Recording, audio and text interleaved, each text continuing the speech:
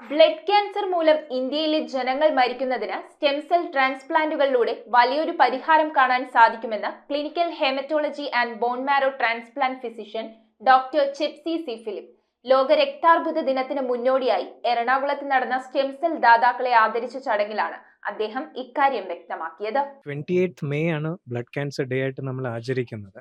അപ്പോൾ ഇതിൻ്റെ ഇമ്പോർട്ടൻസ് എന്താണെന്ന് വെച്ചാൽ, ബ്ലഡ് ക്യാൻസർ എന്ന് പറയുന്നത് എല്ലാവരുടെയും മനസ്സിൽ ഒരൊറ്റ ക്യാൻസറാണ് മിക്കവാറും ആൾക്കാർക്കും മനസ്സിലുള്ളത്. ലുക്കീമിയ എന്നുള്ള ബ്ലഡ് ക്യാൻസർ മാത്രമാണ് എല്ലാവരും അറിയുന്നത്. അതുകൊണ്ട് തന്നെ പല ആൾക്കാർക്കും ഇതിൻ്റെ ഒരു നാട്ടിലുള്ള ഭാരം എത്രയാണെന്ന് അറിയില്ല. അപ്പം നമ്മൾ ക്യാൻസർ അതിൻ്റെ സ്റ്റാറ്റിസ്റ്റിക്സ് നോക്കുവാണെങ്കിൽ ഏറ്റവും കൂടുതൽ കാണുന്ന ലങ് ക്യാൻസറാണ്. എന്നാൽ ബ്ലഡ് ക്യാൻസർ ഒരു ഗ്രൂപ്പായിട്ട് എടുക്കുവാണെങ്കിൽ അതിനകത്ത് ലുക്കീമിയ ഉണ്ട്, അത് ഒറ്റ ക്യാൻസർ മാത്രമാണ്.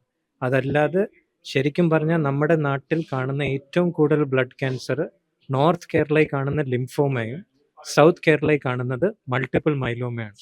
ഇത് മൂന്നും കൂടെ നമ്മൾ കണക്കിൽ എടുക്കുവാണെങ്കിൽ ഇത് ലങ് ക്യാൻസറും ബ്രസ്റ്റ് ക്യാൻസറും കഴിഞ്ഞാൽ കോളോറെക്ടൽ ക്യാൻസറിൻ്റെ അതേ ശതമാനത്തിൽ വരുന്ന ഒരു നമ്മുടെ നാട്ടിൽ സീരിയസ് ആയിട്ട് ബാധിക്കുന്ന ഒരു ക്യാൻസർ തന്നെയാണ്.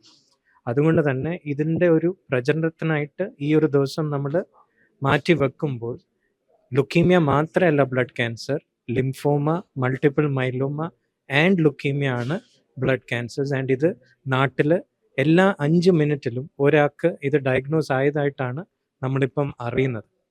ഈ ഒരു ക്യാൻസർസ് അറിയുന്നതിൻ്റെ ഗുണം എന്താണെന്ന് വെച്ചാൽ ലുക്കീമിയ, ലിംഫോമ, മൈലോമ ഇതിനകത്തെല്ലാം ക്യൂർ ചെയ്യാനുള്ള നല്ല ഓപ്ഷനാണ് ബോൺ മാരോ ട്രാൻസ്പ്ലാന്റ് എന്ന് പറയുന്നത്. ഈ ട്രാൻസ്പ്ലാന്റ് പല ആൾക്കാരും പേടിക്കുന്നത് ബോൺ മാരോ എന്ന് കേൾക്കുന്നതും ട്രാൻസ്പ്ലാന്റ് എന്ന് കേൾക്കുന്നതുമുണ്ട്. ട്രാൻസ്പ്ലാന്റ് കേൾക്കുന്നതുകൊണ്ട് ആദ്യം ആൾക്കാർ വിചാരിക്കും ഇതൊരു സർജറിയാണ്.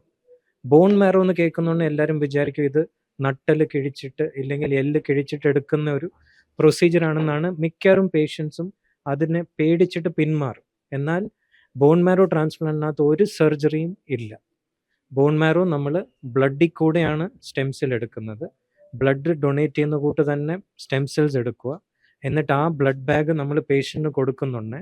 ഒരാളിൽ നിന്ന് എടുത്ത് മറ്റൊരാൾക്ക് കൊടുക്കുന്നതുകൊണ്ടാണ് ട്രാൻസ്പ്ലാന്റ് എന്ന പേര് വരുന്നത്. അല്ലാതെ ഇതിനകത്ത് ഒരു സർജറിയും ഇല്ല. ആൻഡ് ഈ ഒരു ട്രാൻസ്പ്ലാന്റിൽ മാത്രമേ ഉള്ളൂ ഡോണറിന് കൊടുക്കുന്നതിന് ഒരു നഷ്ടവും ഇല്ല. ഈ നമ്മൾ എടുക്കുന്ന സ്റ്റെം സെൽ നമ്മുടെ ശരീരത്തിൽ ഓൾറെഡി ആവശ്യത്തിലധികമുണ്ട്. എന്നാലും നമ്മൾ കൊടുത്തു കഴിഞ്ഞാൽ 3 ആഴ്ചയിൽ അത് തിരികെ കിട്ടുകയും ചെയ്യും.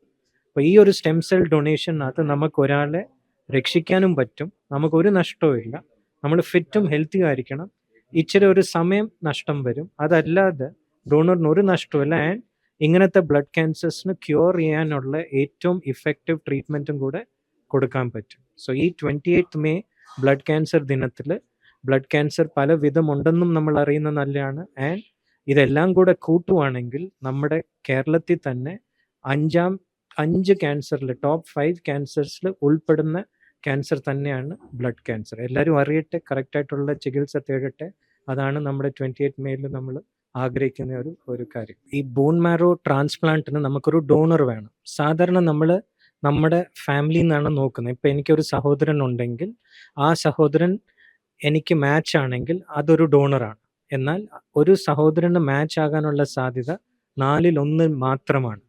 4-ൽ 3 ചാൻസും മാച്ച് ആകാനുള്ള ചാൻസ് ഇല്ല.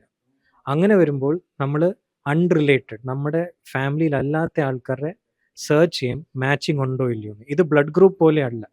ബ്ലഡ് ഗ്രൂപ്പ് ആണെങ്കിൽ 4 ഗ്രൂപ്പേ ഉള്ളൂ.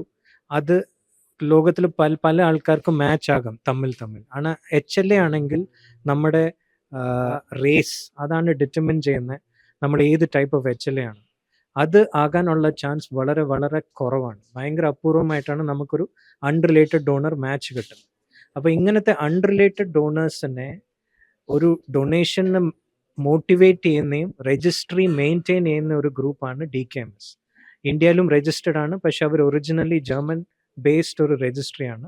അവരുടെ intention clearly without profit making അല്ല ഇവരുടെ ഇൻറ്റൻഷൻ. ഇവർ ജെനുവിനായിട്ട് ഒരു ഡോണറിനെ പേഷ്യൻറ്റുമായിട്ട് കണക്ട് ചെയ്യാനാണ് ഇവരുടെ ഒരു ഈത്തോസ്. സോ ഇതിനകത്ത് ഇപ്പം നമ്മുടെ സെൻറ്ററിലും നമുക്ക് ഒരു കുഞ്ഞിന് ബോൺ മാരോ ഡൊണേഷനായിട്ട് ബ്രദറും സിസ്റ്ററും മാച്ച് ആയില്ലായിരുന്നു. എന്നിട്ട് ജർമ്മനിയിലുള്ള ഒരു ഡോണറാണ് മാച്ച് ആയത്. ആ ഒരു സ്റ്റെം സെൽ ജർമ്മനിയിൽ നിന്ന് DKMS കളക്ട് ചെയ്തിട്ട് സ്റ്റെം സെൽ ബാഗായിട്ട് തിരുവല്ല ബിലീവേഴ്സ് ഹോസ്പിറ്റലിൽ എത്തി. ആ ബാഗാണ് നമ്മൾ ആ കുഞ്ഞിന് കൊടുത്തത്. ഇപ്പോൾ ആ കുഞ്ഞ് ട്രാൻസ്പ്ലാന്റ് കഴിഞ്ഞിട്ട് 2 വർഷത്തിൽ കൂടുതലായി, ടോട്ടലി ക്യൂർഡ് ഓഫ് ഡിസീസ്.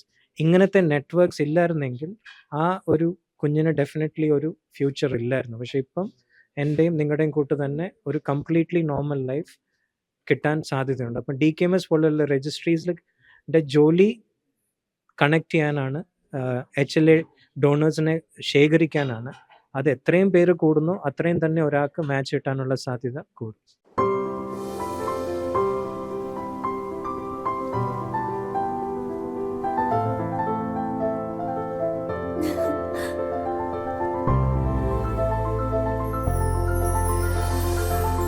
കളങ്കമില്ലാത്ത സൗഹൃദം പോലെ കലർപ്പില്ലാത്ത വിശ്വാസം.